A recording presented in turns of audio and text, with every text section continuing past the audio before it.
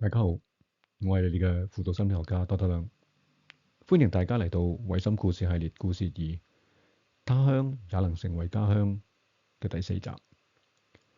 上一集我哋睇到狐狸先生一家響大家嘅支持之下，終於走出咗自我懷疑呢個陰霾。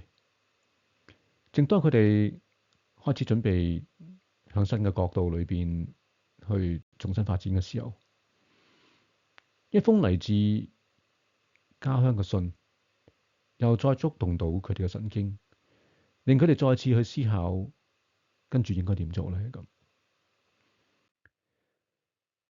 原來一位舊嘅朋友響以前個動物王國裏邊寄咗封信嚟，邀請狐狸先生一家返去幫手重建舊社區。狐狸太太睇到呢封信，佢個心再次動搖。佢同自己講，或者我哋真係應該返去睇下喎。一家人響食晚餐嘅時候，大家都去傾下呢一件事。雖然食晚餐嘅時候氣氛好溫馨，但係大家都有少少嘅沉重嘅感覺。狐狸小姐放低佢嘅餐具，佢話：我喜歡而家嘅學校同埋朋友。而狐狸先生亦都望住佢，好溫柔嘅。雖然舊王國嗰封邀請信放咗喺台面，但係狐狸先生就話：我哋雖然失去咗過去嘅城堡，但係喺呢度，我哋一齊築起新嘅屋企。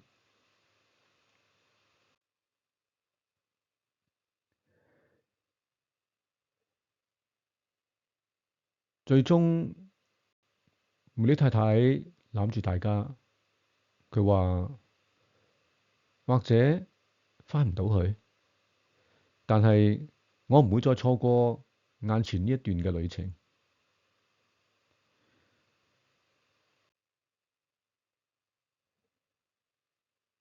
第二日嘅清晨，燦爛陽光向窗裏邊射入嚟。狐狸太太一個人企喺屋企門口，望住遠處舊王國嘅山影。佢慢慢將嗰封邀請信放返響櫃桶裏邊。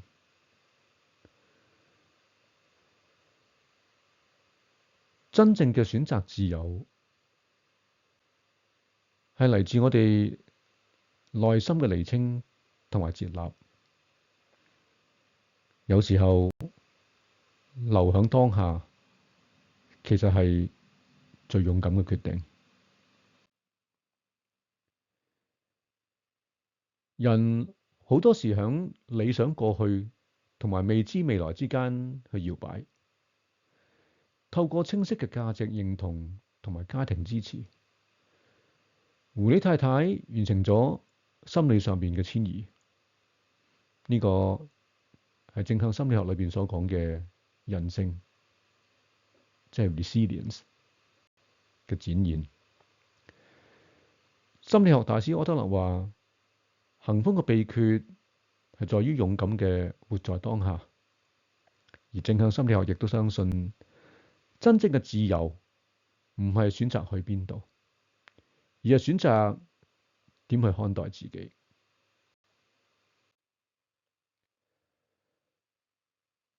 響春天嚟臨嘅嗰一日，狐狸太太帶住過去嘅記憶，走向全新嘅自己。我哋響下一集呢一集嘅大結局裏邊，再睇下狐狸先生一家佢哋會發生咩事。我係你嘅輔導心理學家多德亮。